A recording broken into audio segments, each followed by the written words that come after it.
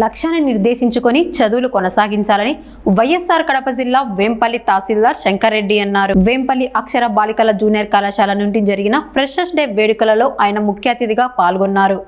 విద్యార్థులు ఇంటర్ నుంచే ఉన్నత లక్ష్యాలను నిర్దేశించుకొని వాటిని అనుకూలమైన ప్రణాళికతో ముందుకు సాగాలని కోరారు. ఈ కార్యక్రమంలో వేంపల్లి ఎస్ఐ తిరుపల్ నాయక్, కళాశాల correspondent Bhumireddy Vijayabharathi, Andhra electronic media association రాష్ట్ర కార్యదర్శి భూమిరెడ్డి శ్రీనాథ్ రెడ్డి తదితరులు పాల్గొన్నారు.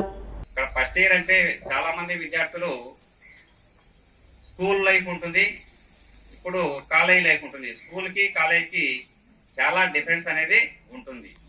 ఆ డిఫరెన్స్ ఏది అనేది ఆల్రెడీ ఒక సంవత్సరం చదివిన విద్యార్థులకి తెలిసిపోయి ఉంటుంది.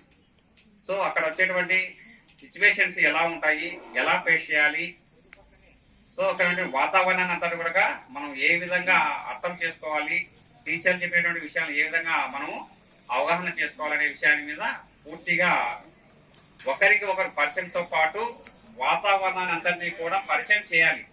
సీనియర్ విద్యార్థులు జూనియర్ విద్యార్థులకు మంచి చెడు రెండు కూడా పరిచయం చేయాలి. అంటే ఎలా ఉండాలి, ఎలా ఉండకూడదు అనే విషయాల మీదనే ఈ ఫ్రెషర్స్ డే జనరల్ గా జరుపుకోవడం అనేది జరుగుతుంది. సో అందరికీ కూడా మళ్ళీ ఒకసారి మీకు ఫ్రెషర్స్ డే శుభాకాంక్షలు తెలుపుతూ, ఇప్పటికే దాదాపు 2 months అయింటది కాబట్టి అందరూ ఒకరికొకరు పరిచయం అవుతారు. పేర్లతో సహా మీకు సీనియర్ విద్యార్థులు జూనియర్ విద్యార్థులు కూడా తెలిసి ఉంటారు.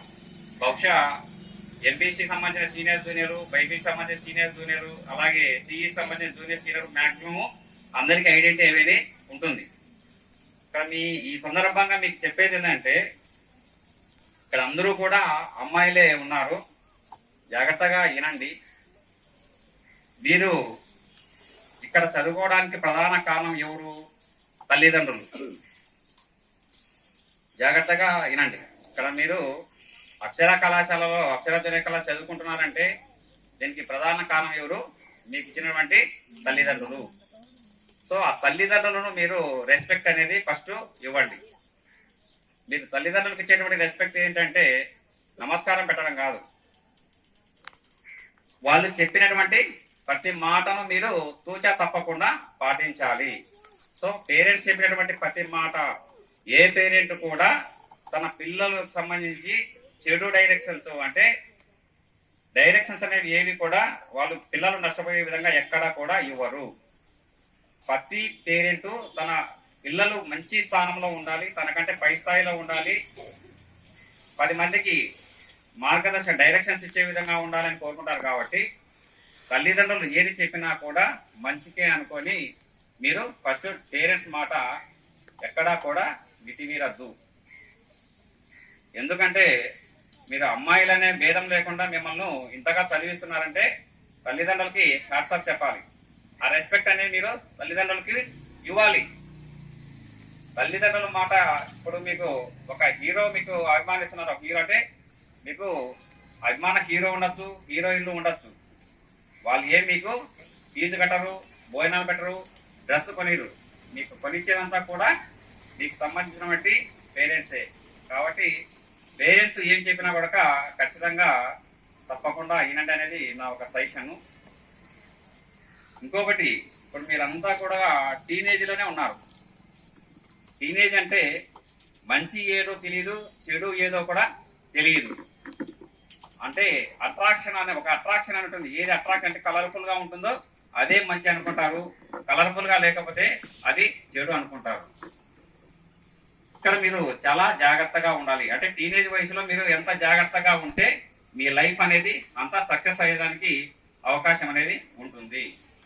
అంటే తొందరపడి ఏ నిర్ణయాలు తీసుకోకూడదు. ఇప్పుడు మీరు ఏదైనా ఒక నిర్ణయం తీసుకుంటున్నారంటే మీ ఫ్రెండ్స్ని కానీ, పేరెంట్స్ని కానీ, టీచర్స్ కానీ వాళ్ళను 1-2 సార్లు డైరెక్ట్ అంటే అడిగి ఎవరి దగ్గర నుంచి ఎలాంటి అంటే సలహా వస్తుందో చూసుకొని దాన్ని మీరు ఫాలో కావాలి. బాగా అంటే కలర్ఫుల్గా ఉంటే అది మంచి అని, కలర్ఫుల్గా లేకపోతే అది మనకు ఇష్టం లేదుగా ఎప్పుడు కోరాలి. అంటే కొన్ని మాటలు టీచర్స్ చెప్పేది కానీ, పేరెంట్స్ చెప్పేది కానీ కఠినంగా ఉంటాయి మాటలు. గుర్తుపెట్టుకోండి, పేరెంట్స్ చెప్పేది కానీ, టీచర్స్ చెప్పేది కానీ కొన్ని కఠినంగా ఉంటాయి. కఠినం వెనుక మీ ఉన్నతికి తోడ్పడడానికి ఆలోచన అనేది ఉంటుంది. ఇక్కడ కాబట్టి మీకు ఈ టీనేజ్ వయసులో ఏది ఉన్నా కూడా ఆలోచించి ఒక నిర్ణయం అనేది తీసుకోండి. ఎమోషనల్స్ లో ఏవి కూడా అంటే నిర్ణయం అనేది ఎమోషనల్ లో ఏది తీసుకోకూడదు. జనరల్ గా మాక్సిమం అందరూ కూడా నా సజెషన్ కూడా ఏంటంటే సోషల్ మీడియాకి ఈ వయసులో స్టూడెంట్స్ వయసులో సోషల్ మీడియాకి మొబైల్స్ కి మాక్సిమము ఎంత వీలైతే అంత దూరంగా ఉండండి. సోషల్ అంటే మంచిని మాత్రమే ఉపయోగించుకోండి, చెడుని మాత్రము పక్కకు తిప్పండి. ఇప్పుడున్నటువంటి సిచ్యువేషన్ అంటే స్కూల్ నుంచి కూడా స్కూల్ కానీ కాలేజ్ కానీ హోమ్ అంటే ప్రతిదీ వర్క్ షీట్ కానీ హోంవర్క్స్ కానీ ఏదైనా స్టడీ మెటీరియల్ కానీ అన్ని కూడా మొబైల్లోనే షేర్ చేస్తున్నారు. వాటికి మాత్రమే ఉపయోగించుకోండి, కానీ అనవసరమైన విషయాలకి సోషల్ మీడియాని ఉపయోగించుకోవద్దు. సోషల్ మీడియా కొంచెం ఐడియా ఉంటే మాక్సిమం రీల్స్ అనేవి కొన్ని ట్రోల్ అవుతా ఉంటాయి. ఏంటివి? చదువుకునే వయసులో చదువుకోకుండా ఎంజాయ్కి అలవాటు పడి ఉంటే వాళ్ళు జీవితాంతము కష్టపడడానికి అవకాశం ఉంటుంది. అలా కాకుండా మీకు ఇచ్చినటువంటి చదువుకునే సమయంలో చదువుకొని కాంపిటేటివ్ ఎగ్జామ్స్ రాసి మంచి పేరు ప్రతిష్ట తెచ్చుకుంటే మీకు లైఫ్ లాంగ్ ఒక ప్రభుత్వ ఉద్యోగం కానీ లేకపోతే ప్రైవేట్ ఉద్యోగం కానీ ఏదైనా కావచ్చు, మీరు మీ కాళ్ళ మీద ఓన్గా నిలబడేటువంటి శక్తి మీకు వచ్చిందంటే మీరు లైఫ్ లాంగ్ హ్యాపీగా ఉంటారు. మీ పేరెంట్స్ అన్ని కూడా మీకు సౌకరిస్తున్నారు. మీరు చదవాల్సింది ఒక కాన్సెప్ట్తో చదవండి. అంటే మీరు ఏం కావాలి? ఇప్పుడు మీరు ఇంటర్మీడియట్ చదువుతున్నారు, ఇక్కడ బైపీసీ వాళ్ళు ఉన్నారు, ఎంపీసీ వాళ్ళు ఉన్నారు, తర్వాత సిఈసీ వాళ్ళు ఉన్నారు. ఏం కావాలి? మీరేమన్నా అంటే డాక్టర్కి సంబంధించినటువంటి నీట్ ఎగ్జామ్స్ ప్రిపేర్ అయ్యి మంచి మెడిసిన్లో సీట్ కావాలన్నా, లేకపోతే ఐఐటీలోనా ఎన్ఐటీలోనా సీట్ కావాలన్నా, లేకపోతే సివిల్ సర్వెంట్ కావాలన్నా, అంటే ఐఏఎస్ కానీ ఐపీఎస్ కానీ లేదా గ్రూప్ 1 కానీ గ్రూప్ 2 కానీ ఏదైనా కానీ మీకు ఒక కాన్సెప్ట్ అనేది మీరు మైండ్లో ఉండాలి. ఇక్కడ మీకు కొంతమంది పేరెంట్స్కి డైరెక్షన్ ఇచ్చేటువంటి ఆలోచన ఉంటుంది, కొంతమందికి ఉండదు.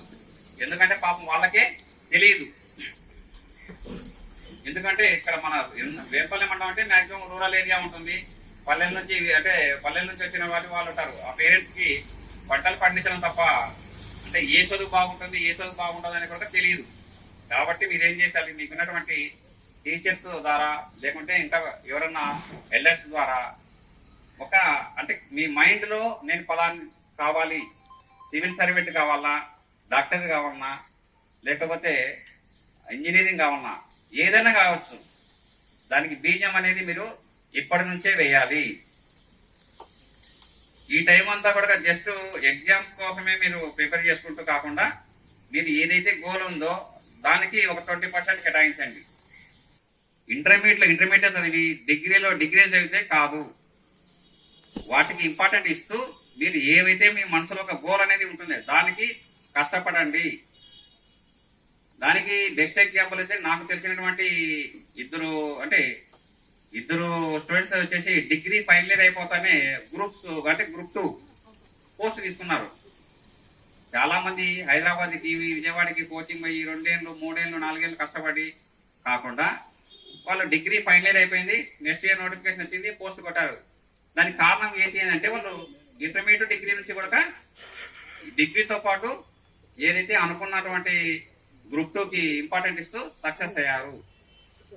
కాబట్టి ఈ ఇంటర్మీడియట్